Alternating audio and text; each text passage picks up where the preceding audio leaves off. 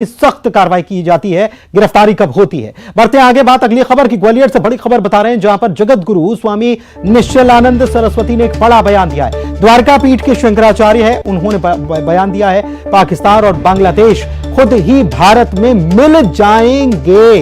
बागेश्वर के महाराज भटके हिंदुओं के लिए काम कर रहे हैं। मोहम्मद साहब ईसा मसीह सबके पूर्वज सनातन वैदिक आर्य हिंदू थे। तो ये उन्होंने एक बार फिर से बात कही है कि मोहम्मद साहब और ईसा मसीह सबके पूर्वज जो हैं वो सनातन वैदिक आर्य हिंदू थे। लेकिन साथ ही में साथ उन्होंने ये एक बड़ी बात कही है कि पाकिस्तान और बांग्लादेश खुद ही आखिर कुछ वक्त बाद भारत में मिल जाएंगे। और बागेश्वर धाम के महाराज जो धीरेन्द्र शास्त्री हैं, उनका पक्ष लेते हुए उन्होंने कहा कि वो भटके हिंदुओं के लिए काम कर रहे हैं। मैं कहता हूं, पहले एशिया महाद्वीप को हिंदू महाद्वीप के रूप में उद्भाषित होना ही है। कारण सबके पूर्वज सनातनी वैदिक आर्य हिंदू थे। इस ऐतिह्य तथ्य पर किसको शंका होगी, शंका समाधान कर ले। सबके पूर्वज सनातनी वैदिक आर्य हिंदू थे। मोहम्मद साहब के पूर्वज कौन थे, ईसा मसीह जी के पूर्वज कौन थे। बृहदारण्यक उपनिषद का अनुशीलन कीजिए। जितनी देवियां हैं 84 लाख योनियों में स्वयं शतरूपा ने योग बल से उन देवियों का रूप धारण किया। जितने पुरुष हैं 84 लाख योनियों में स्वयं मनु ने योग बल से स्वयं को पुरुष के रूप में उद्भाषित किया। मन शतरूपा की अभिव्यक्ति हिरण्यगर्भ ब्रह्मा जी के द्वारा हुई। हिरण्यगर्भ ब्रह्मा जी की समुत्पत्ति अभिव्यक्ति श्रीमन नारायण से हुई। श्रीमन नारायण जिनको विष्णु कहते हैं, वो सबके पूर्व और पूर्वज हैं। इस प्रकार से सबके पूर्वज सनातनी वैदिक आर्य हिंदू ही सिद्ध होते हैं और वो इतने प्रशस्त होते हैं कि 32 विद्या 64 कला।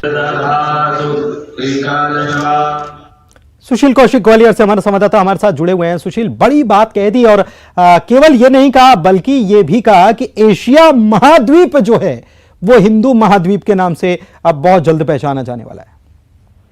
बिल्कुल, देखिए, द्वारिका पीठ के शंकराचार्य स्वामी निश्चलानंद सरस्वती जी ने आज ग्वालियर अल्प प्रवास पर आए थे। इस दौरान उन्होंने बागेश्वर पीठ के धीरेन्द्र शास्त्री को भटके हुए हिंदुओं के लिए काम करने वाला बताया। साथ ही उन्होंने ये भी कहा है कि किसी को इस बात में शक नहीं होना चाहिए कि जो एशिया महाद्वीप है वो एक तरह से हिंदू महाद्वीप रहा है।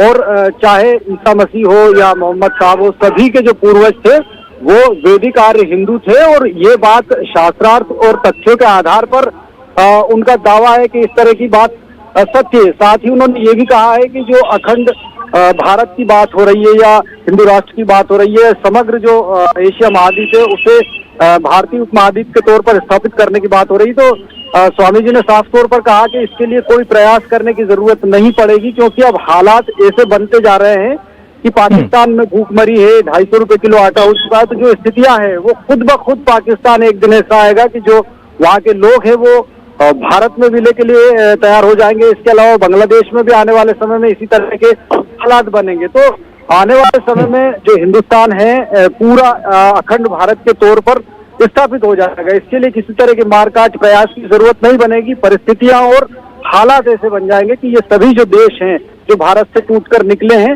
ये देश वापस आने वाले समय में भारत के ही अधीन होंगे और भारत की ही सत्ता को स्वीकार करेंगे। और भारत पूरे दुनिया में जो एक नई दिशा देने का काम करेगा। चलिए, बहुत शुक्रिया आपका सुशील इस जानकारी के लिए। सीएम शिवराज सिंह चौहान ने आज श्योपुर को सौगात देने का काम किया और यहां 258 करोड़ की लागत से बनने वाले मेडिकल कॉलेज का शिलान्यास किया। 1013 करोड़ की लागत के विकास कार्यों